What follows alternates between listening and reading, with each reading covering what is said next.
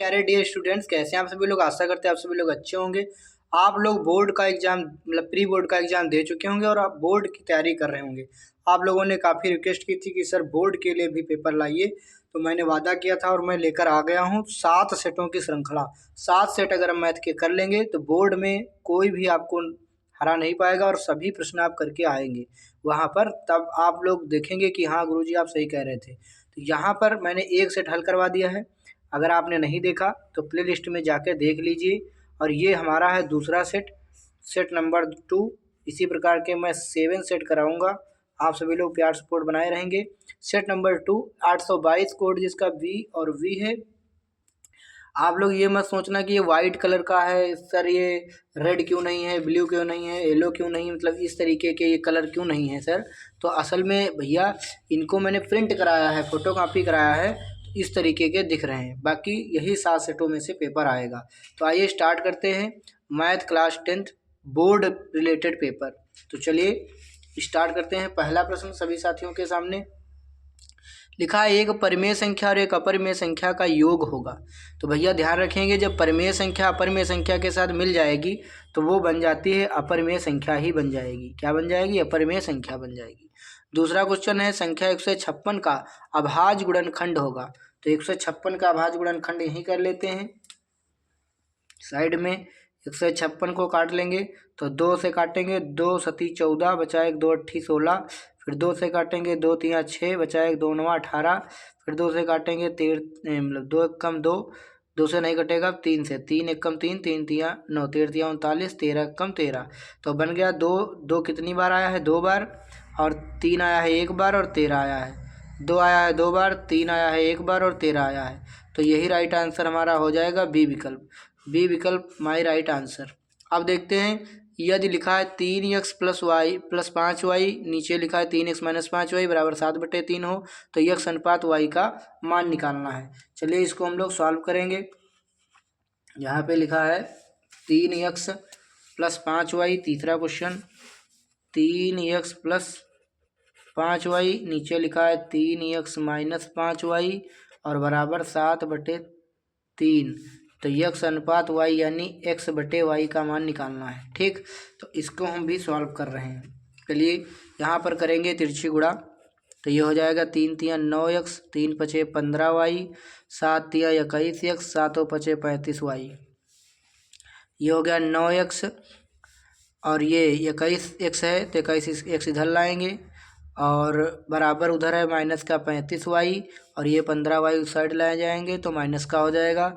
21 में से 9 जाएगा तो कितना बचेगा? 11 में से 9 गया 2 बचा 12, माइनस का 12x और इधर 5 5 35 5 40 10 50y माइनस का माइनस माइनस कट गया और इसको आएगा x के नीचे ले आएंगे y को और 50 के नीचे पहुंचा देंगे 12 को। अब 2 से काट देंगे, 2 25 बार कट जाएगा, 2 छंग 12 कट जाएगा तो 25/6 आ जाएगा। कितना आ जाएगा? 25/6, 25/6।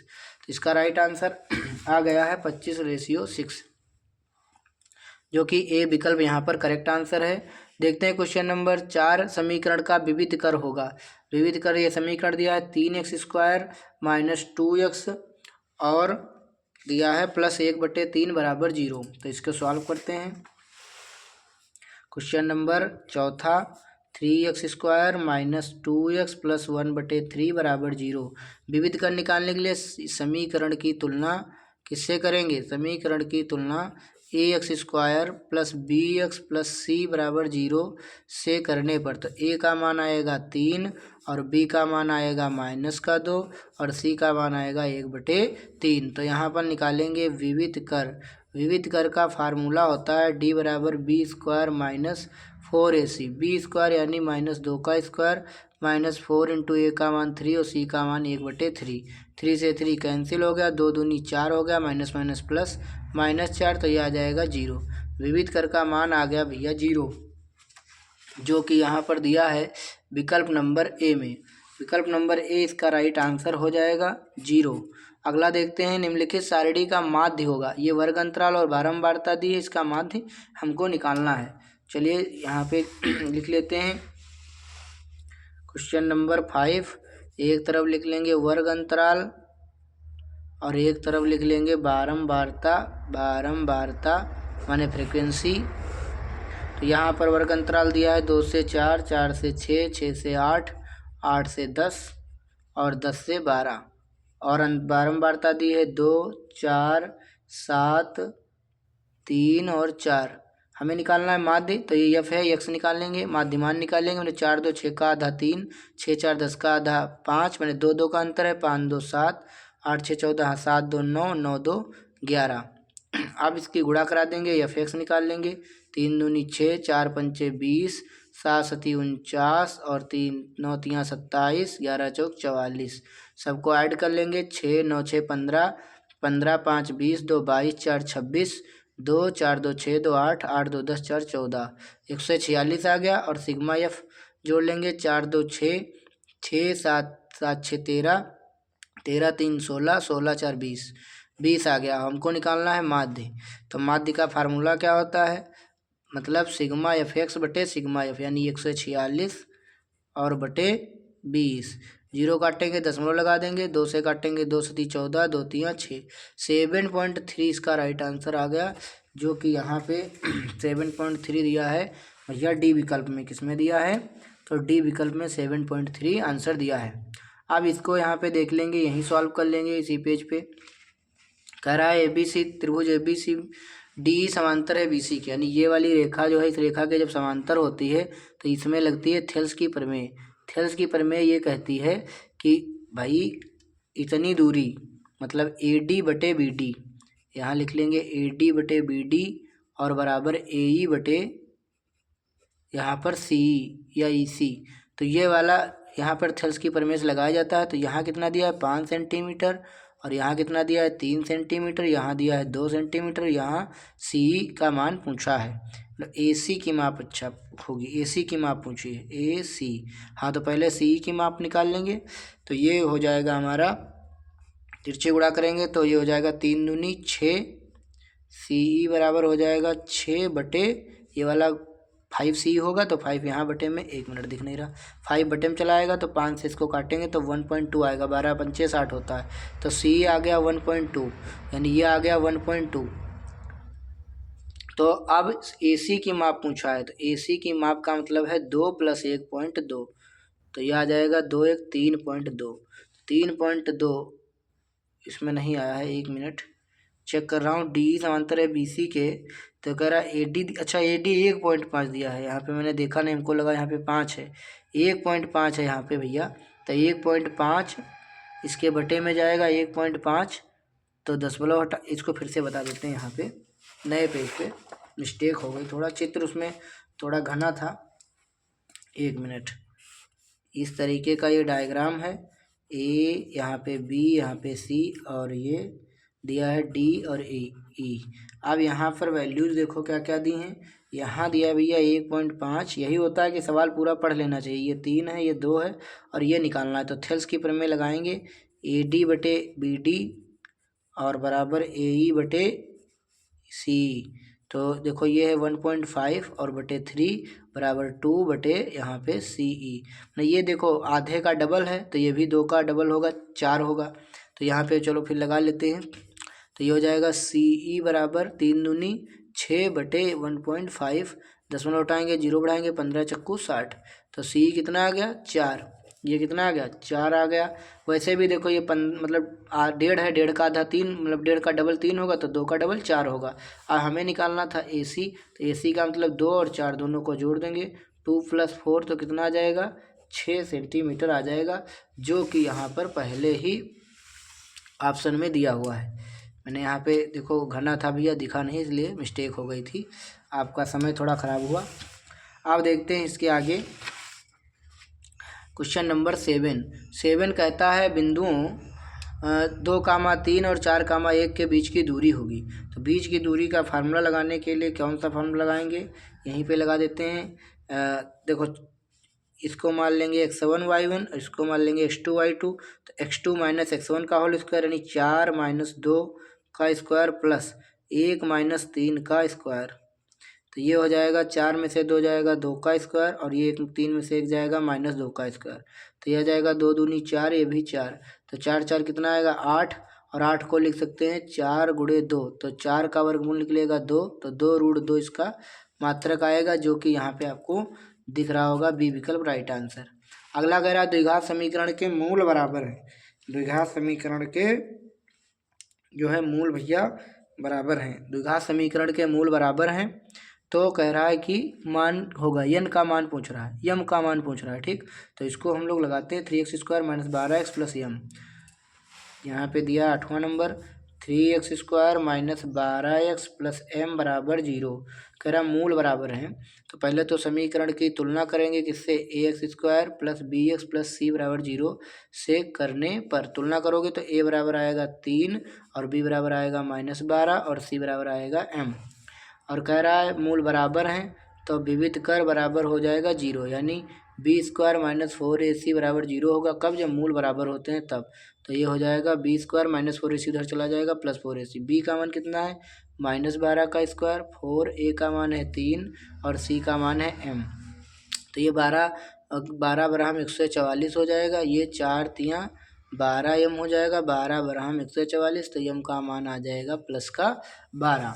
तो प्लस का 12 भैया किसमें है, सी विकल्प में यहाँ पे हो जाएगा राइट आंसर। अगला है 15 25 का मासा 5 है, तो उनका लासा बताओ। इसको मैं यहीं लगाऊंगा। देखो ये दो संख्या है, 15 गुणे 25 मैंने पहली संख्या गुणे दूसरी संख्या, फिर मासा गुणे लासा। मासा है 5 और लासा है, लासा निकालना है, 5 तिया 15, 25 तिया 75 आ जाएगा इसका लासा। तो ये आ जाएगा 75 विकल्प नंबर आपका यहाँ बी में 75 दिया हुआ है। AP दिया है 3 1 -1 -3 के लिए सर्वांतर निकालना है। तो सर्वांतर क्या होता है, D बराबर होता है अगला पद माइनस पिछला पद, मैंने 1 में से 3 को घटाना है, तो यह आ जाएगा -2। -2 दिया है विकल्प नंबर ए में। अगला देखते हैं, कह रहा है इसका माध्यक वर्ग बताओ। तो इसके लिए हमको लगाना पड़ेगा, इसको माध्यक वर्ग के लिए वर्ग अंतराल और बारंबारता लिखनी पड़ेगी, जो मैं यहाँ पे लिख रहा हूँ अभी। एक तरफ लिख रहा हूँ वर्ग अंतराल और एक तरफ लिख रहा हूँ बारंबारता। यहाँ पे हमने सारणी लिख लिया है। अब मैं निकालूंगा संचयी बारंबारता।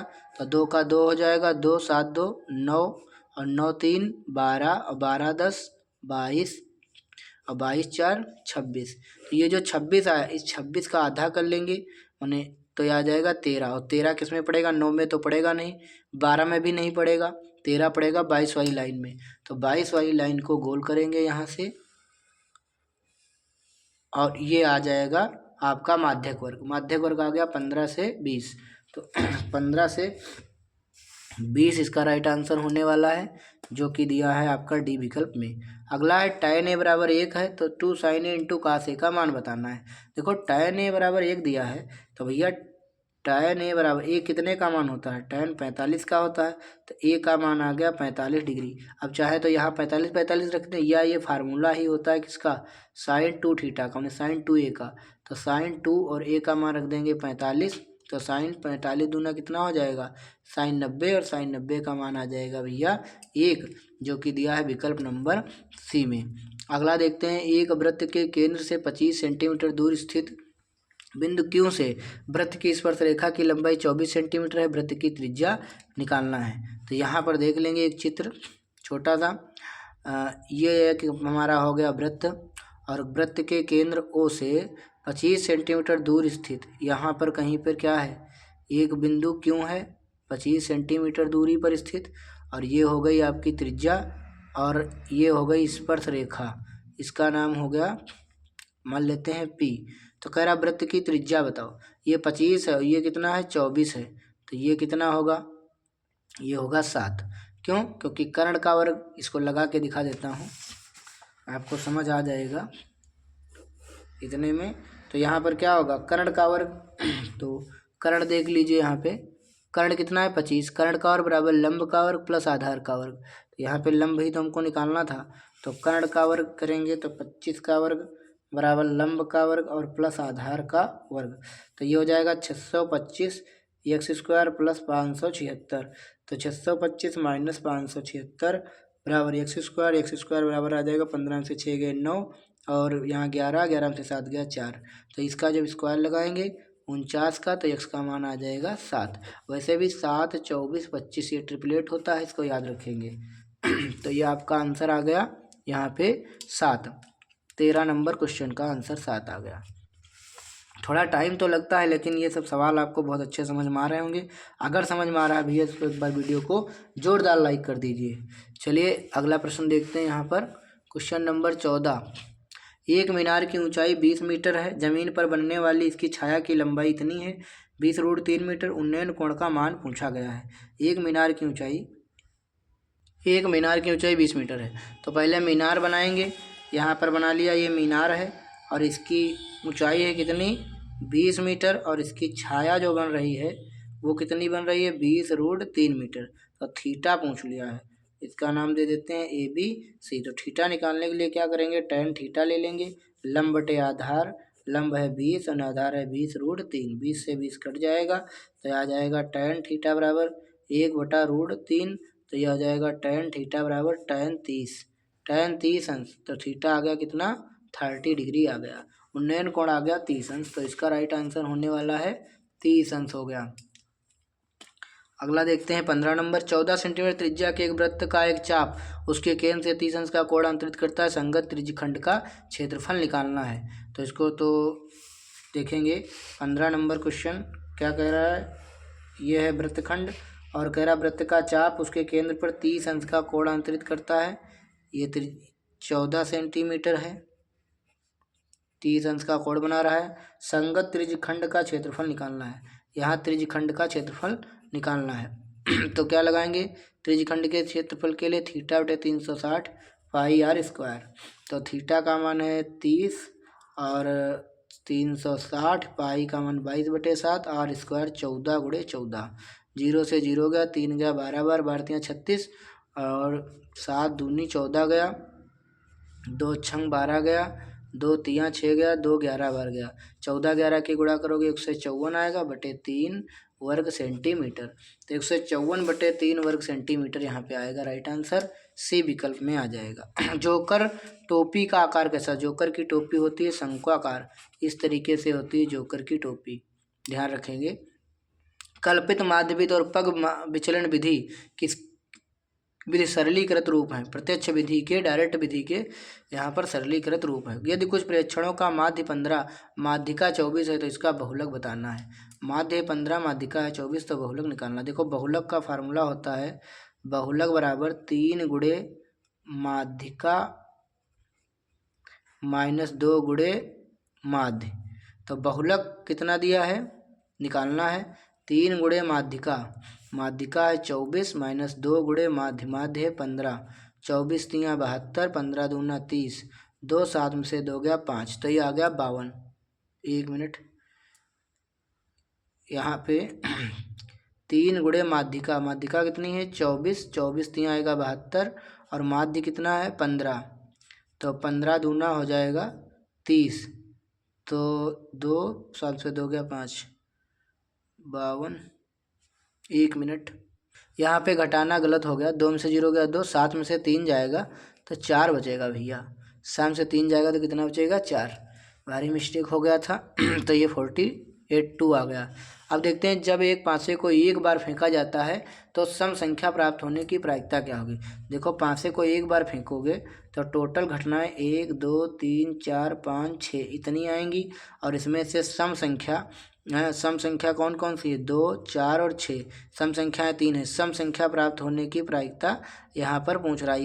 इवन माने सम संख्या, तो सम संख्याएं कितनी हैं 3 और टोटल संख्याएं 6, 3 दूनी 6, तो इसका राइट आंसर आ जाएगा 1/2, जो कि मैंने यहीं पे बता दिया।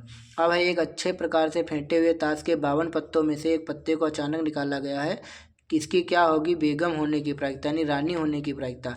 तो बेगम के पत्ते कितने होते हैं, बेगम यानी रानी होने की प्रायिकता क्वीन कह लीजिए, तो ये कितनी होंगी 4 और टोटल पत्ते हैं 52, 4 एकम 4, 13 चक्कू 52, तो ये आ जाएगा 1/13। तो 1/13 इसका राइट आंसर होने वाला है। अब देखते हैं थ्योरिकल प्रश्न देखेंगे। अब थ्योरिकल प्रश्न देखेंगे भैया। क्वेश्चन नंबर 2 मतलब पहला आ गया, सभी खंड करना है। इस वाले खंड में सभी खंड करना है। कह रहा पहला, एक लंबवृत्तीय शंख की ऊंचाई तथा आधार का व्यास ऊंचाई दी है कितनी 48 और आधार का व्यास कितना दिया है डायमीटर 28 सेंटीमीटर। शंकु का आयतन गैलूम हमको ज्ञात करना है। चलिए इसको सॉल्व करते हैं। शंकु की ऊंचाई तथा आधार का व्यास। यहाँ पे क्वेश्चन नंबर पहला एक बनाया गया है शंकु और शंकु की ऊंचाई यहाँ पर दी गई है। शंकु की ऊंचाई शंकु के लिए यानी कोण के लिए शंकु के लिए ऊंचाई कितनी दी है 48 सेंटीमीटर। ये दिया है 48 सेंटीमीटर। इसका नाम ए बी सी दे देंगे, ए बी सी, इसका नाम ओ दे देंगे। अब देखेंगे और क्या दिया है व्यास। व्यास कितना दिया है 28 सेंटीमीटर। तो त्रिज्या निकाल लेंगे कितनी आ जाएगी। व्यास की आधी होती है 14 सेंटीमीटर, ये आ गई 14। अब ये हो गई 14। अब मुझे क्या निकालना है शंकु का आयतन। तो शंकु का आयतन निकालना है। शंकु का आयतन होता है 1/3 पाई आर स्क्वायर एच।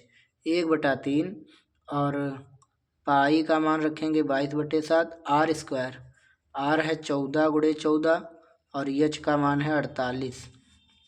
अब इसको काट देंगे। 7 दूनी 14, 3 से कट जाएगा ये 16 3 48 और गुणा कर लेंगे तो कितना आएगा 22 दूनी 44 गुणे 14 गुणे 16। सबकी यहाँ पर गुणा करेंगे। 14 16 की पहले गुणा करेंगे तो 16 चक्कू 64, हासिल लगे 6, 16 कम 16 और 4 20 2 22, 14 छंग 84 8 बचे, 14 कम 14 6 20 2 22 ठीक। 224 की गुणा करेंगे 44 से।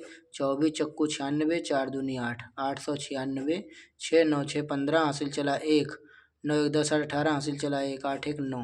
तो यह आ जाएगा कितना 98 56 सेंटीमीटर क्यूब। ठीक, ये हमारा राइट आंसर हो जाएगा। अगर पाई में आंसर लिखते तो 16 इसकी गुणा कर लेते तो उतने पाई आ जाता। ठीक, चलो फिलहाल सही है, लग चुका है। अगला प्रश्न देखते हैं। खाखंड अभाज्य गुणनखंड विधि द्वारा 96 और 404 का मासा निकालना है। मतलब गुणनखंड विधि द्वारा लगाना है इसको, तब आपको मिलेंगे 2 नंबर। 2 नंबर पक्के हो चुके, अगले 2 नंबर 96 और 404। तो भैया इसको लगाएंगे खाखंड को।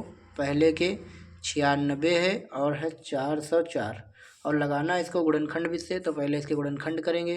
2 से काटेंगे 48 दूनी 96, 24 दूना 48, 2 12 दूनी 24, 2 छंग 12 और 2 तियाँ 6 और 3 एकम 3। 404 के करेंगे 2 दूनी 4, 2 एकम 2। अब ये काटेंगे 3 से, 3 तियाँ 9 बचा 1, नहीं कटेगा तो 7 से काटेंगे। 7 एकम 7 बचे 3, 7 से नहीं कटेगा।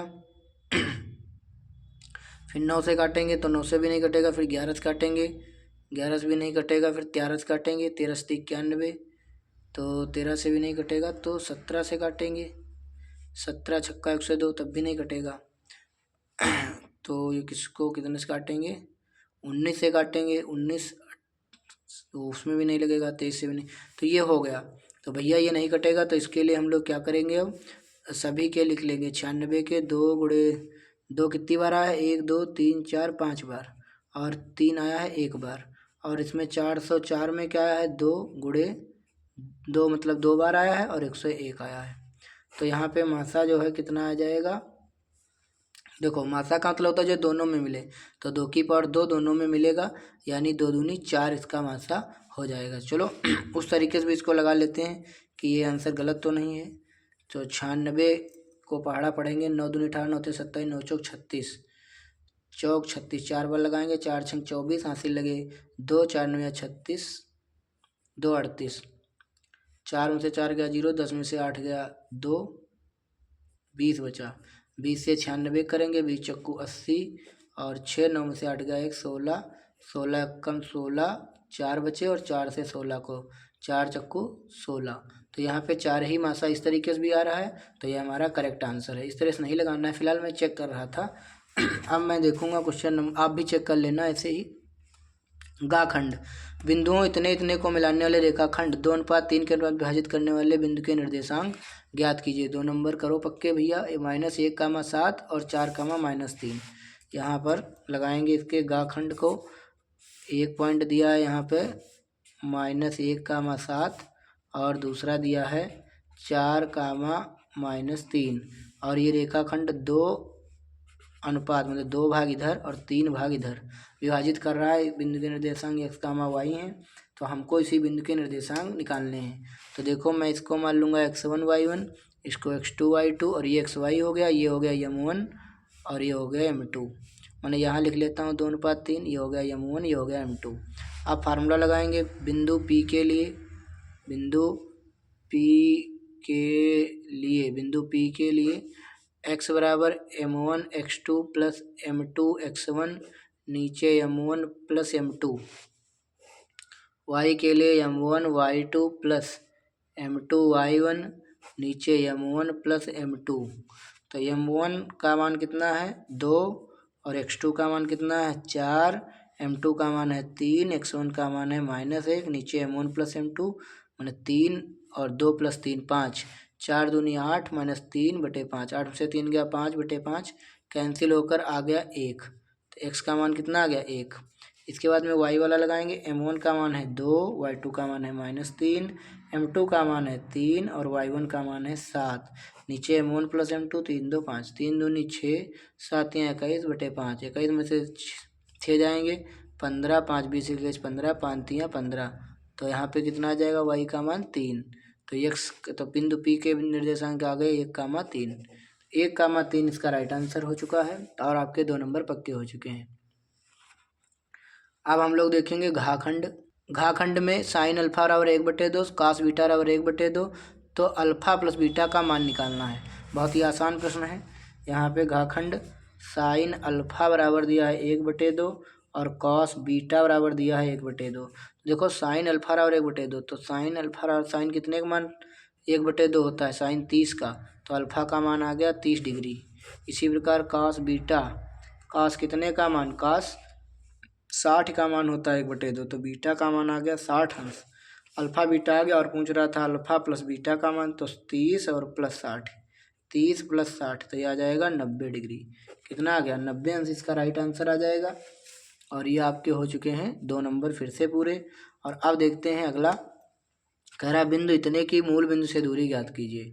तो मूल बिंदु से दूरी का फार्मूला -6, -6, की मूल बिंदु को मान लेते हैं 0, होता है x1 y1 x2 y2, और इसकी दूरी निकालेंगे मान लो OP, तो अंडर रूट यही हो जाता है। वैसे तो अगर इसका ना यूज करें तो x² डायरेक्ट y² लगा सकते हैं, इसी को लिख सकते हैं -6 का स्क्वायर प्लस 8 का स्क्वायर, तो 6 36, 8 8 64, तो ये आ जाएगा अंडर रूट 100 और 100 का आ जाएगा 10 मात्रक। और अगर ऐसे भी करोगे तो भी उतना आएगा, इसको घटाओगे तो भी कोई फर्क नहीं पड़ेगा। तो यहाँ पे आ चुका है 10 मात्रक इसका राइट आंसर। पुनः आपके 2 नंबर यहाँ पर हो चुके हैं पक्के। और इसके बाद में देखते हैं 4 नंबर, सिद्ध कीजिए cot a minus cos a बटे cot a plus cos a बराबर cos a -1 नीचे cos a +1। तो चलो इसको लगाते हैं। हमारे पास में चाखंड और दिया है cot a minus cos a और नीचे cot a plus cos a, तो यही इसी LHS को लगा रहे हैं डायरेक्ट। तो यहाँ पर cot a को लिख लेंगे cot a को क्या लिख लेंगे cos थीटा बटे साइन थीटा, मतलब cos a प्लस साइन बटे sine a minus cos a, और नीचे 1। और यहाँ पर भी cot a को क्या लिख सकता हूँ cos a बटे साइन a और प्लस cos a और बटे 1। अब मैं ऊपर क्या ले सकता हूँ cos a कॉमन, तो cos a ले लूँगा कॉमन, तो ये बचेगा 1 बटे साइन a और -1।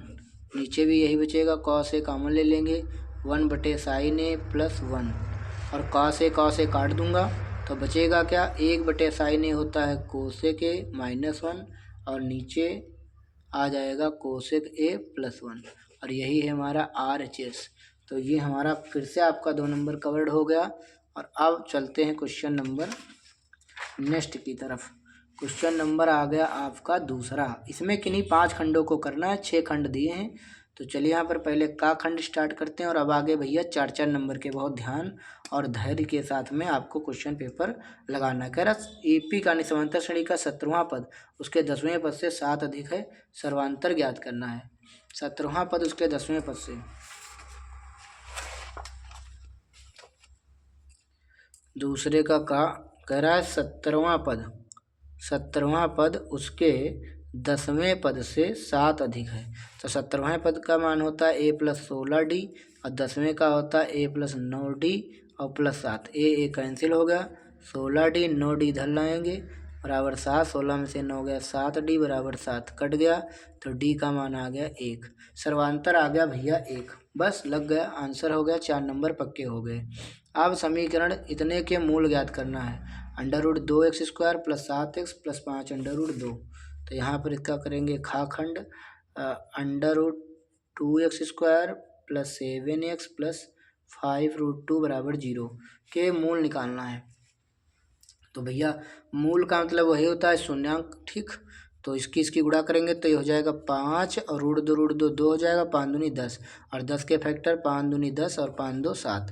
तो इसको लगाएंगे √2x² + 2x + 5x + 5√2 बराबर 0। दोनों में कॉमन लेंगे तो मिल जाएगा √2x कॉमन, तो x प्लस इसमें देखो 2 में होता है √2, तो यहाँ पे एक √2 चला गया तो एक √2 बचेगा और प्लस का 5 कॉमन ले लिया तो x + √2 बराबर 0। तो एक ब्रैकेट में x + √2 हो जाएगा और एक ब्रैकेट में √2x + 5 बराबर 0।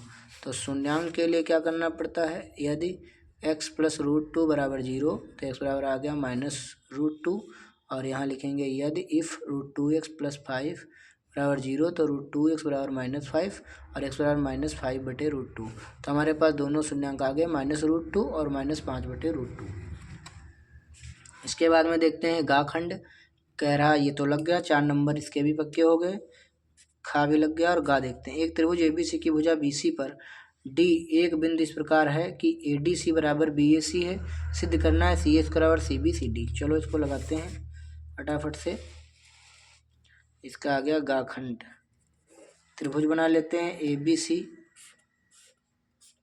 ये है हमारा त्रिभुज A और ये B और ये C। इस पर एक बिंदु D इस प्रकार है कि कह रहा ADC का जो मान है वो BAC के बराबर है। ADC यानी ये वाला जो एंगल है वो BAC यानी इस वाले एंगल के क्या है, बराबर है। ठीक, ध्यान देना यहाँ पर। तो सिद्ध करना है CA² बराबर CB × CD, CA² बराबर CB × CD, ये सिद्ध करना है। तो हम यहाँ पे लगाएंगे प्रूफ यानी उपपत्ति। तो यहाँ पे लिखेंगे त्रिभुज ABC व त्रिभुज ADC में, ये तो दिया ही है कि ABC में क्या है BAC, एंगल BAC बराबर ADC, ये तो क्या है दिया है, इसीलिए क्या है बराबर है, पहली बात। दूसरा, जब आप ABC कहते हो तब भी कोण B आता है, एक मिनट नहीं B नहीं, जब भी आप ABC कहते हो तो कोण C आता है, ADC कहते हो तब भी कोण C आता है, यहीं से पहचान लीजिए। तो कोण C बराबर कोण C जो है ये उभयनिष्ठ कोण है, इसलिए बराबर है, उभयनिष्ठ कोण इसलिए बराबर है। तो हम लोग लगाएंगे यहाँ पे कोण समरूपता नियम से त्रिभुज ABC समरूप है त्रिभुज ADC के। जब समरूप होता है तो हम लोग क्या लिख सकते हैं कि CA बटे CB, CA मतलब ये वाली भुजा और बटे CB और बराबर CD बटे CA। ये कैसे, देखो समझो। CA बटे CB त्रिभुज ABC की भुजा लेंगे, कौन सी, ये इधर की साइड की लेंगे, CA लेंगे, ठीक। तो फिर CB मतलब किसकी भुजा, ABC की ही भुजा इस कोण के सामने की लेंगे, ऐसा समझो। ADC की भुजा इसके सामने की लेंगे ADC के, तो CA हो गई भुजा, और फिर इस वाले कोण के सामने की लेंगे तो ये CB यानी कि BC हो गई। और फिर CD माने इस वाले त्रिभुज के पड़ोस वाली भुजा लेंगे छोटे त्रिभुज की, तो ये हो गई CD। और फिर बड़े वाले त्रिभुज की इधर की ही भुजा लेंगे इसके समीप की, तो ये हो जाएगी CA। तो इस तरीके से हो गई। और अब कर देंगे तिरछी गुणा, तो भैया आ जाएगा CA² और बराबर CB × CD। That proved. और यहाँ हम लिख ये कैसे लिखा था, तो यहाँ पर लिख देंगे बाई CP/CT यानी समरूप त्रिभुजों की संगत भुजाएं समानुपाती होती हैं। तो ये आपका लग चुका है, 4 नंबर पक्के हो चुके हैं। अब देखते हैं घाखंड। अब घाखंड देखेंगे यहाँ पे। एक चतुर्भुज ABCD किसी वृत्त के परिगत खींचा गया है सिद्ध कीजिए कि A B plus C D बराबर A D plus B C. ये हमको सिद्ध करना और 4 नंबर आपको दिलाना है। ए बी सी डी किसी वृत्त के परितः खींचा गया है। यहाँ पे एक वृत्त बना लेते हैं और वृत्त के चारों ओर खींचा गया है। एक वृत्त के परितः चतुर्भुज खींचा गया। ए वृत्त के परितः ऐसे, मतलब वृत्त उसी में शामिल होना चाहिए। ठीक, यहाँ पे इसको भी टच करना चाहिए। तो ये हो गया A B C D. A B C और डी ये यहीं पे बिल्कुल टच कर रहा है। ठीक, टच कर रहा है यहाँ पे। तो अब हम यहाँ पर क्या लिखेंगे, सिद्ध कीजिए ए बी और प्लस सी डी बराबर A D plus B C. तो यहाँ पर जो स्पर्श, यहाँ पर पॉइंट स्पर्श कर रहा है, इसका नाम दे देंगे पी क्यू और यहाँ पे आर और यहाँ पे एस। ठीक, तो यहाँ पे इसको हम लिखेंगे कि एक मतलब दिया है, ऐसे लिख लेंगे। पहले लिख लेंगे दिया है। ठीक, एक वृत्त है जिसका केंद्र O है। ठीक, जिसके चारों तरफ, फिर आपने रचना किया है, क्या किया है, ए बी सी डी एक चतुर्भुज वृत्त को स्पर्श करते हुए खींचा। फिर इसके बाद में इस जहाँ पी क्यू आर एस स्पर्श बिंदु हैं, इस तरीके से लिख सकते हैं। फिर यहाँ पे उपपत्ति करेंगे, माने प्रूफ करेंगे। तो यहाँ पर देखो ए पी बराबर ए एस। क्यों?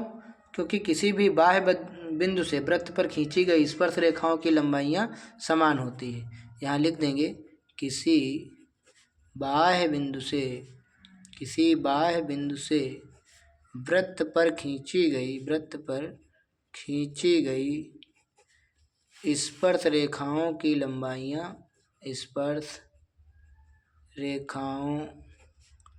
लंबाइयाँ समान होती हैं या बराबर होती हैं। तो इसी नियम से हम लोग यहाँ पर बी पी बराबर बी क्यू लिख लेंगे और इसी प्रकार से सी क्यू बराबर सी आर लिख लेंगे या सी आर बराबर सी क्यू लिख लेंगे और फिर डी आर बराबर डी एस लिख लेंगे। हमको लाना क्या था, सिद्ध क्या करना था, A B plus C D बराबर A D plus B C. ये हमको यहाँ पर सिद्ध करना है, A B plus C D.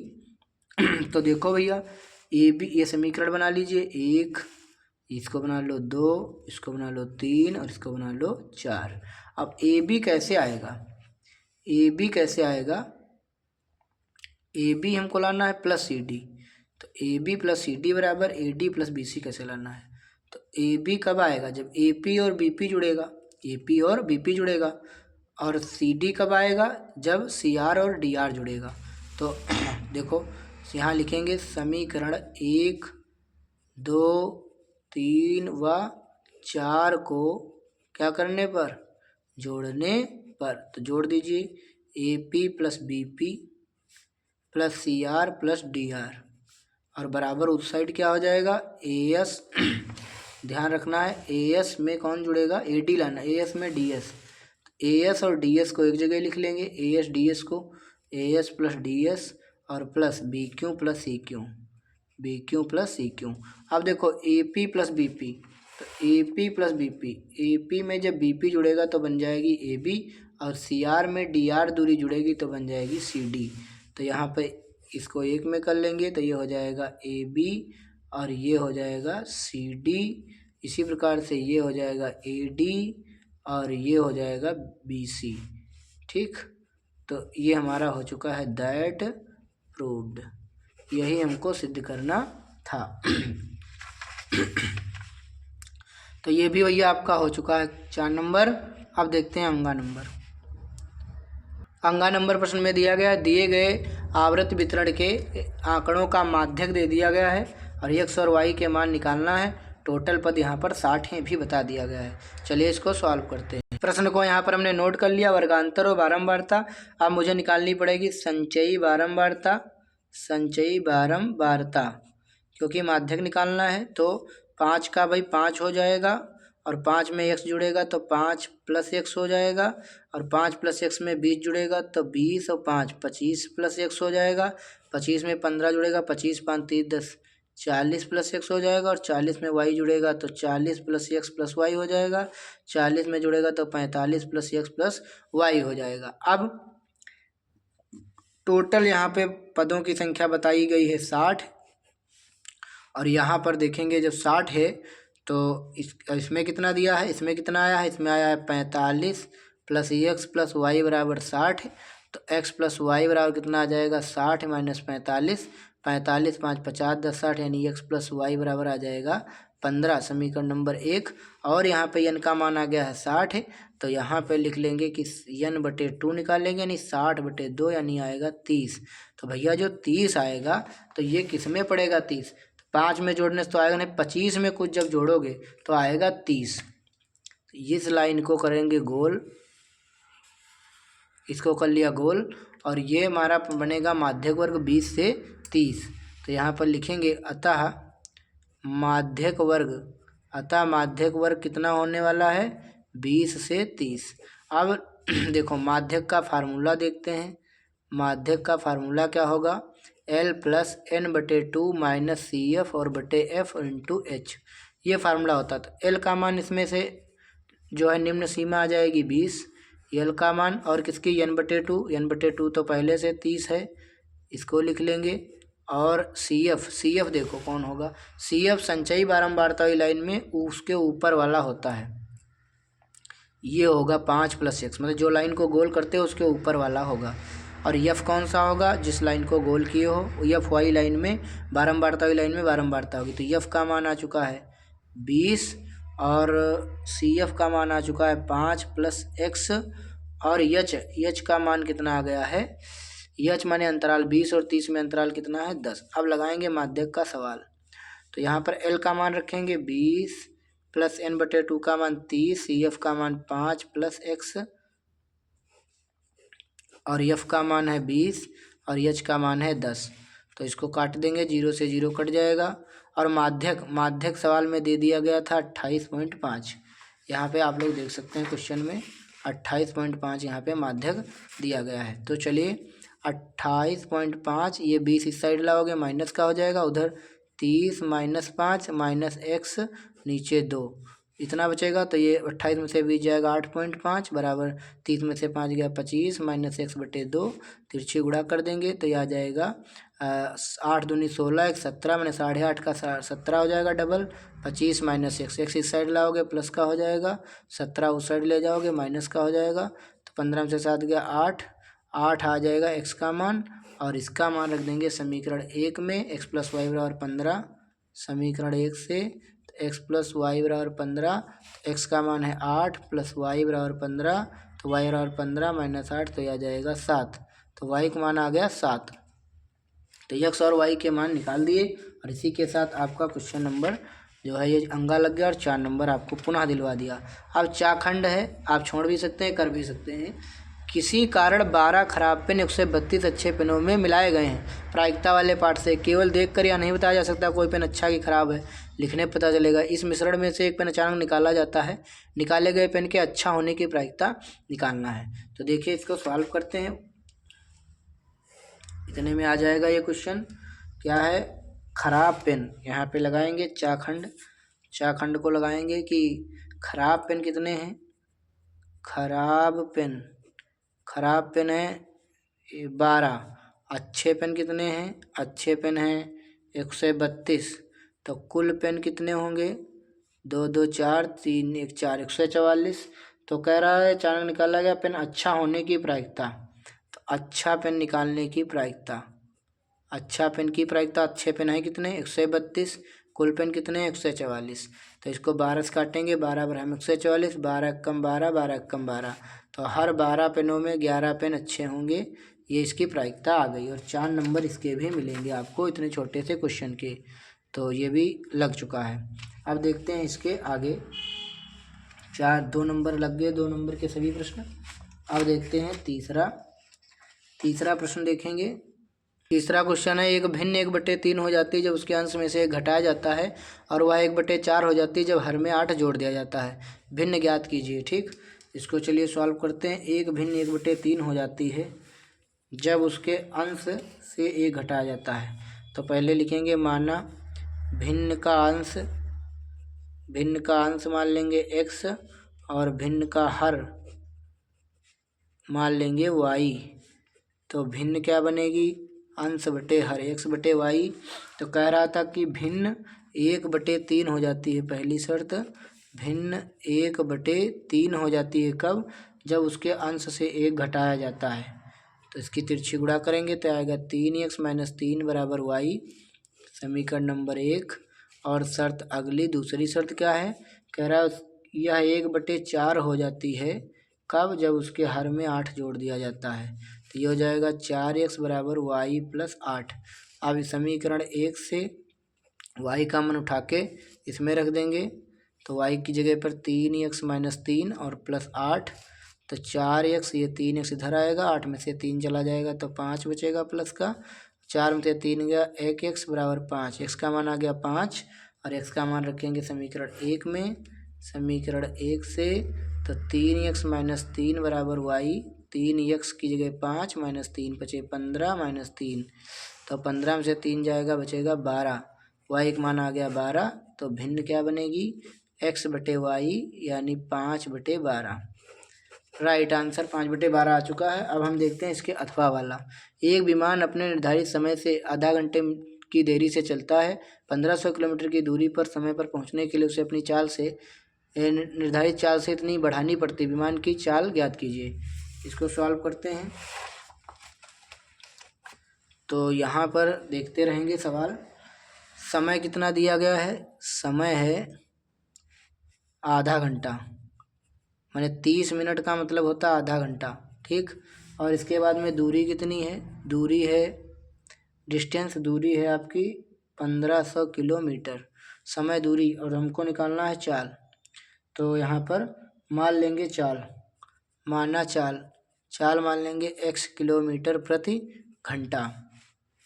x kilometre प्रति घंटा। यहाँ पर कह रहा है कि एक विमान अपने निर्धारित समय से 30 मिनट की देरी से चलता है, और 1500 मिनट दूरी पर पहुँचने के लिए उसे अपने चाल से 250 किलोमीटर घंटा चाल बढ़ानी पड़ती है। सामान्य चाल ज्ञात है। सामान्य चाल मान लिया x, सामान्य चाल कितनी मान लिया x। तो समय का फार्मूला लगाएंगे, समय बराबर दूरी बटे चाल, यानी दूरी और बटे चाल। इतने घंटा लगना चाहिए था लेकिन दोबारा दूरी तो उतनी ही रहेगी, लेकिन चाल, नई चाल, माने जब चाल बढ़ा दी गई तो x + 250 किलोमीटर प्रति घंटा बढ़ाया तो फिर कितना हो गया, तब मतलब समय कितना लगेगा, समय बराबर दूरी बटे चाल। दूरी उतनी रहेगी 1500, लेकिन चाल x + 250, इतने घंटा चाल बढ़ा दिया। तो अब प्रश्नानुसार चलेंगे। प्रश्नानुसार यहाँ पर चलेंगे तो यहाँ पर देखेंगे कि जो पहले समय लगा था, मान लिया इसको t1 और ये हो गया t2, और इन समय का अंतर कितना है, t1 - t2 कितना है, आधा घंटे का अंतर है। क्योंकि आधा घंटा ये जो समय है ये अंतर है, समय का क्या है, अंतर है, हमें डिफरेंस है। ठीक तो यहाँ पर देखेंगे कि जब देखो स्पीड से जा रहे थे, कम स्पीड से, तो ज़्यादा समय लगा होगा, और फिर जब स्पीड बढ़ा दी तो कम समय लगा होगा। तो ज़्यादा समय में से कम समय घटाओगे तभी तो अंतर आएगा। तो यहाँ पर t1 का मान रखेंगे 1500/x माइनस 1500/x + 250 बराबर 1/2।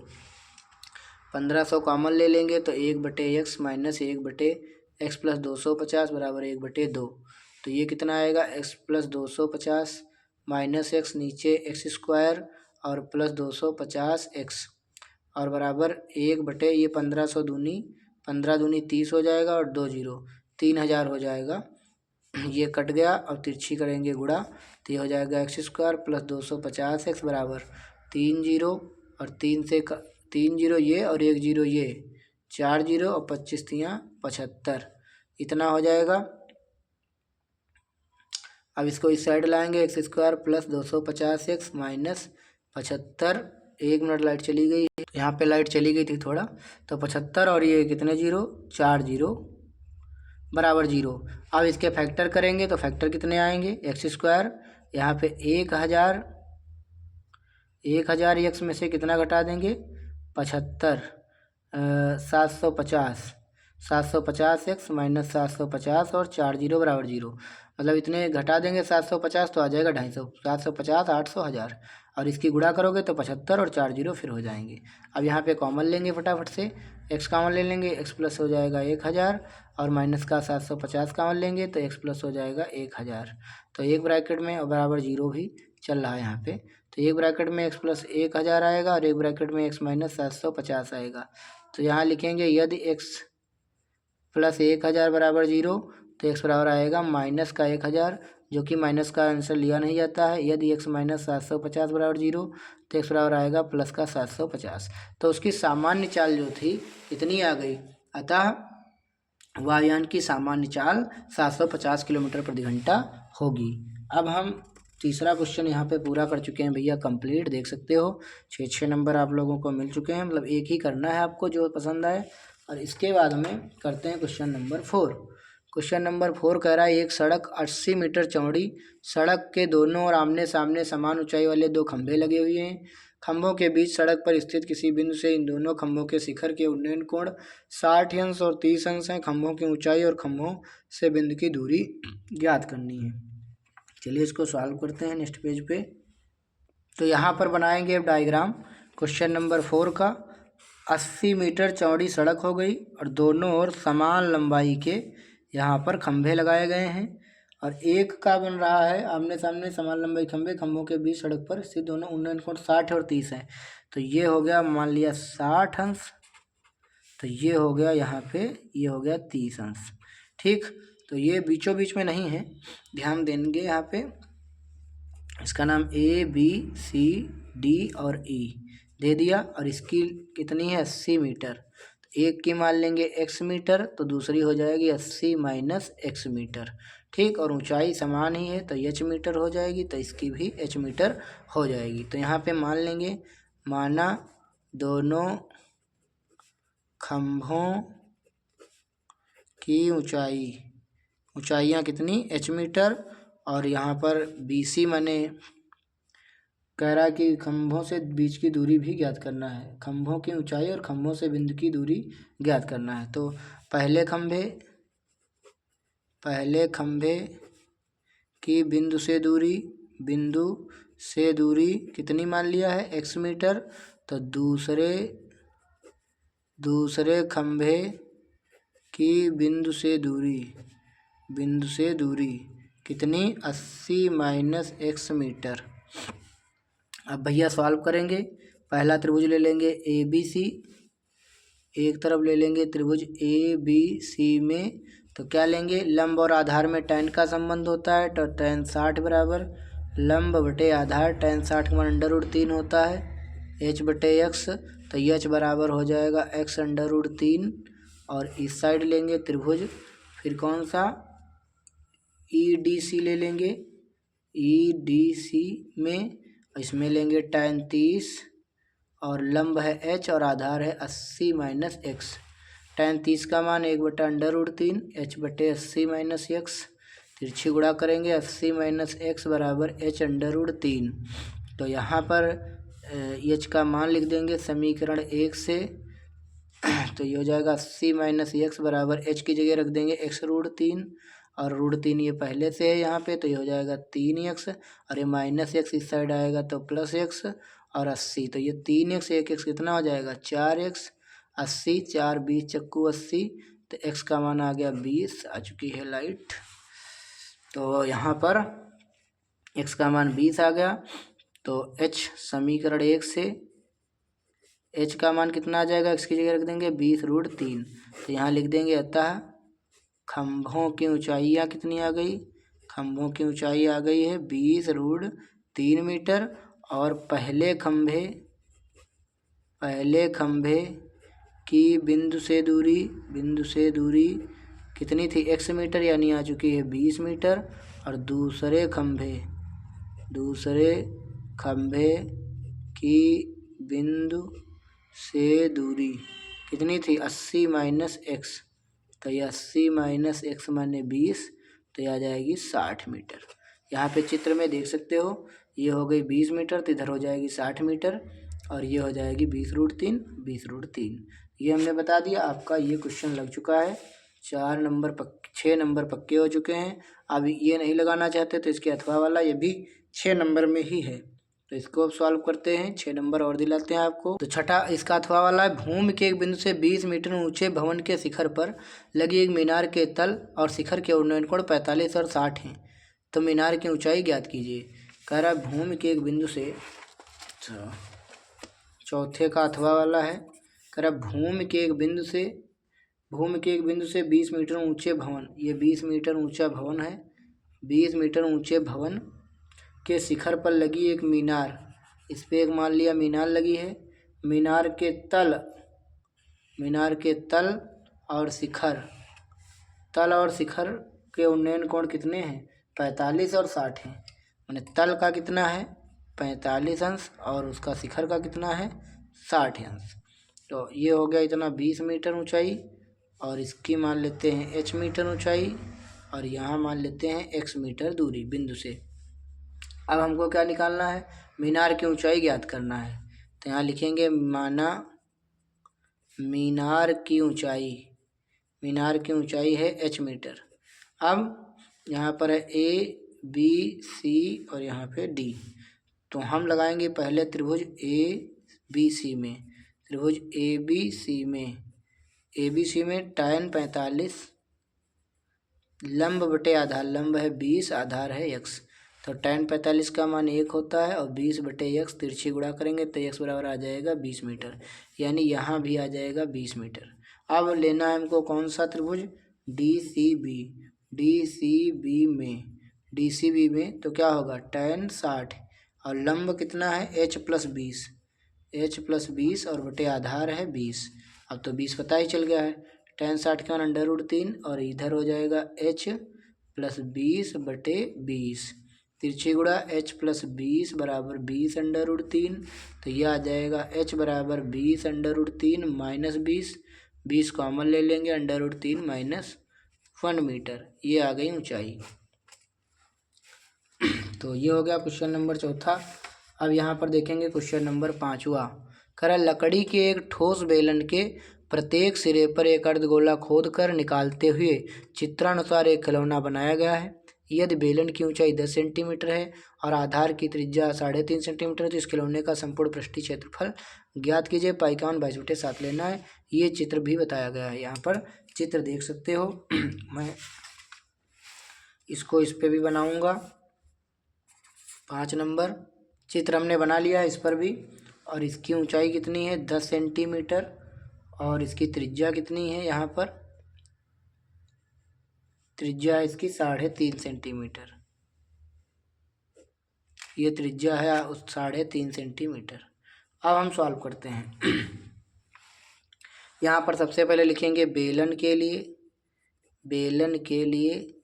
के लिए ऊंचाई देखेंगे कितनी। बेलन के लिए हमारे पास है 10 सेंटीमीटर, और त्रिज्या कितनी है? 3.5 सेंटीमीटर। माने दशमलव हटाएंगे, 0 बढ़ाएंगे, 5 सतह 35, 5 दूनी 10, यानी 7/2 सेंटीमीटर। और अर्धगोले के लिए या अर्धगोलों के लिए, 2 हैं अर्धगोलों के लिए, तो यहाँ पे अर्धगोले में केवल त्रिज्या की जरूरत पड़ेगी, वो है 7/2 सेंटीमीटर। और हमको इसका निकालना क्या है? संपूर्ण पृष्ठीय क्षेत्रफल। तो यहाँ लिखेंगे संपूर्ण पृष्ठीय क्षेत्रफल। कैसे निकलेगा? बेलन का पृष्ठीय क्षेत्रफल और प्लस 2 गुणे अर्धगोले का पृष्ठीय क्षेत्रफल। अर्धगोले का पृष्ठीय क्षेत्रफल माने देखो दोनों अर्धगोलों का पृष्ठीय क्षेत्रफल। तो बेलन का कितना आएगा? बेलन का पृष्ठीय क्षेत्रफल होता है 2πr/h, और 2 अर्धगोले का, एक अर्धगोले का 2πr² और 2 अर्धगोलों का कितना हो जाएगा? 4πr² हो जाएगा। अब इसमें कॉमन ले लेंगे, कितना? पाई r कॉमन हो जाएगा, 2πr कॉमन हो जाएगा तो h बचेगा, और 2πr निकल गया तो 2r बचा। तो यहाँ 2 हो गया, पाई का मान 22/7 हो गया, r का मान 7/2 हो गया, और h एच का मान हो गया 10 और प्लस 2 आर का मान हो गया 7/2। 2 से 2 कट गया, 2 से 2 कट गया, 7 से 7 कट गया, तो 22 बचा गुणे 17 और 10 मतलब 10 7 17, 17 दूनी 34, 17 दूनी 34 और 3 कितना हो जाएगा, 17 दूना 34, 3 बचा, 17 दूना 34 और 35 36 37, 374 वर्ग सेंटीमीटर इसका राइट आंसर आएगा। अब हम देखते हैं लास्ट प्रश्न इसके अथवा वाला। अगर ये नहीं कर पाते हो तो इसको करना, एक ठोस एक अर्धगोले पर खड़े एक शंख के आकार का है, ठीक, और शंख और अर्धगोले की त्रिज्याएं समान है तथा इनकी माप 3 सेंटीमीटर है। यदि ठोस की ऊंचाई 6 सेंटीमीटर तो ठोस का आयतन हमको ज्ञात करना है। चलिए इसको भी सॉल्व कर लेते हैं। पहले डायग्राम बनाएंगे। यहाँ पे डायग्राम में क्या कह रहा है कि एक ठोस एक अर्धगोले पर खड़े एक शंख के आकार का है। एक अर्धगोला हो गया और इसी पे एक शंकु खड़ा है। शंकु की त्रिज्या अर्धगोले की त्रिज्याएं बराबर हैं, माने कितनी है, सेम है। तो यहाँ पे लिख जो कितना दिया है 3 सेंटीमीटर। शंकु के लिए पहले लिख लेते हैं, शंकु के लिए त्रिज्या कितनी है 3 सेंटीमीटर और कह रहा है कि ठोस की ऊंचाई कितनी है। पूरे ठोस की ऊंचाई दी है 6 सेंटीमीटर यहाँ से यहाँ तक लेकर के। तो ये त्रिज्या इधर भी होगी, माने इधर भी 3 इधर भी 3, तो ये 3 घट जाएगी तो ये 3 बचेगी, माने ऊंचाई बचेगी 6 - 3 यानी 3 सेंटीमीटर। इसके लिए शंकु के लिए। और अर्धगोले के लिए त्रिज्या की जरूरत होती है जो कि है 3 सेंटीमीटर। अब निकालना है ठोस का आयतन